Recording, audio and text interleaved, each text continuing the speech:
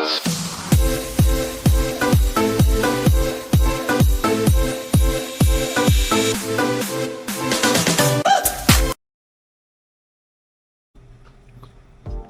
is up mga kaklistites, me again Patrick Patricio. So for today's video guys, ay nakikita nyo sa inyong harapan itong dalawang RD pulley. So papalitan natin yung pulley natin sa ating red derailleur ng M5 120 na Shimano. So syempre bubuksan muna natin. So ang brand pala nito is yan, Sagmit. Okay, so tatanggalin ko na itong isa, parehas lang naman sila. Yan, Sagmit siya na 11T. 11T siya. Derailleur pulley nakalagay dito. Kung bubuksan natin, so sabi kasi nila is sealed bearing to. Okay. Sabi dun sa seller na ano nila, sa online na sa Shopee. So ilalagay ko yung link kung gusto nyo bumili ng ganito. Okay, so ngayon tatanggalin muna natin. Sisilipin natin kung sealed bearing siya. Yung kasi yung mention dun sa ano, Shopee. So ito siya. Ayan. Ito natin ito. So may libre pa siyang isang meron siyang extra dito. Okay. So ayan. So, ito yung pinaka pulley niya. So hindi siya yung pag ginanon mo yung maano, no. Tingnan natin to.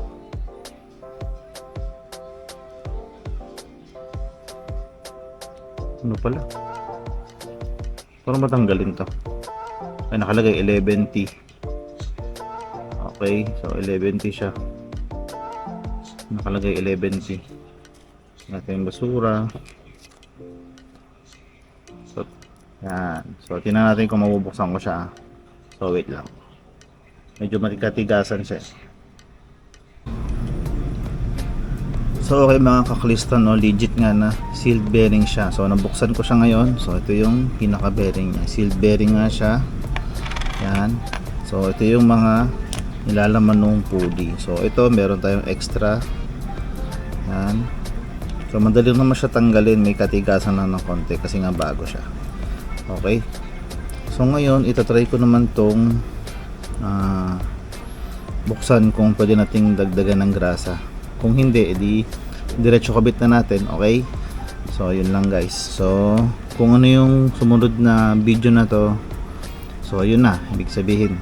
Okay, kung mabubuksan ko to or diretso na install. Okay, so let's go. So okay mga kaklista, no, so hindi ko na inano yung sa sealed bearing nya, hindi ko na binuksan yun. So diretso ikakabit na natin yung pulley. Okay, so madali lang naman.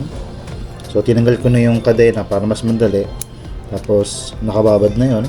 Lilinisin ko na lang mamaya. Yan, so ganyan lang. Okay. Ito yung sa may baba. Ayan. Yung mga balahibo pa ng aso eh. So ito siya. So madumi na siya. Tapos ito yung sa kabila. Matatanggal pala pati pareho to. Okay. Lang ha. Tanggalin lang natin to. Subukan natin yung hindi natatanggalin yung gulong para hindi na hassle.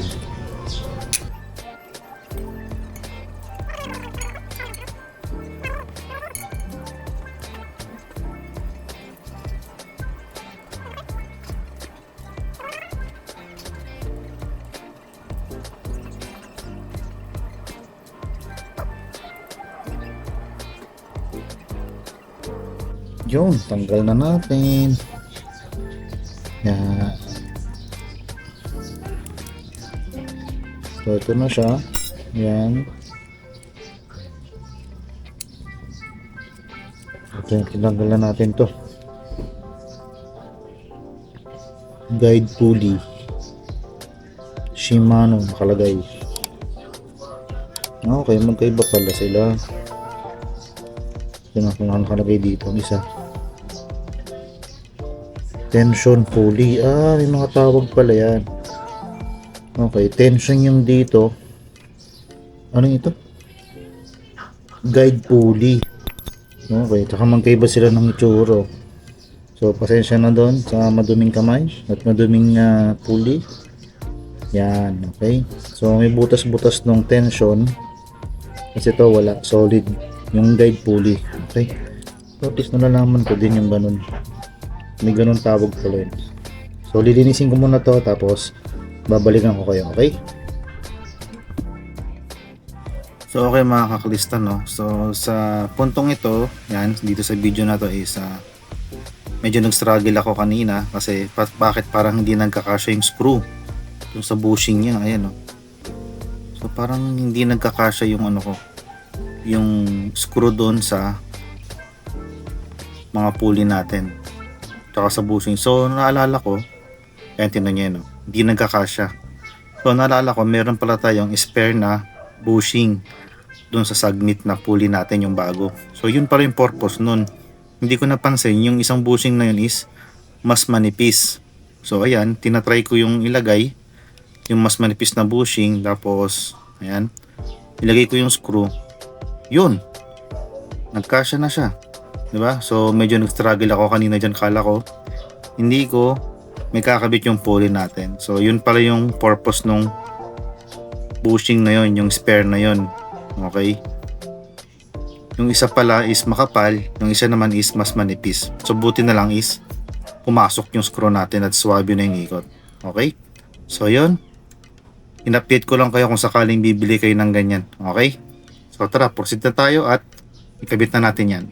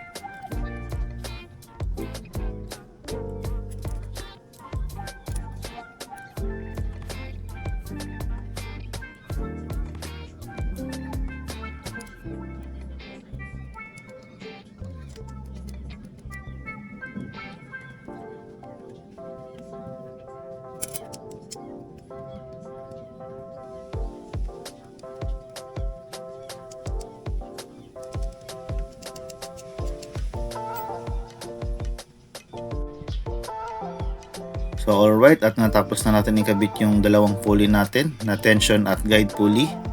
Yan, so ang ganda ng kulay niya, kulay red. Terno dun sa ating chain ring natin. So para sila ng kulay. At dun sa pito ng valve natin, okay?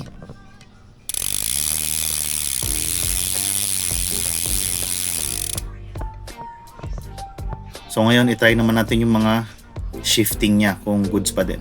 Let's go! So okay, so ito naman yung pag-shift natin. So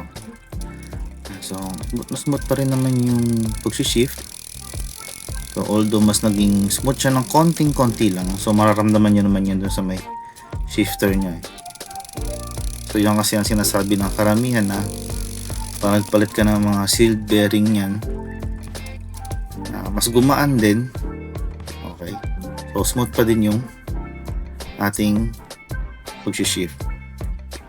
So yun lang mga kaklista, no? Maraming salamat sa panonood nyo at sana ay may natutunan kayo dito sa short video natin, okay? So God bless and ride safe. Bye bye. Sheesh.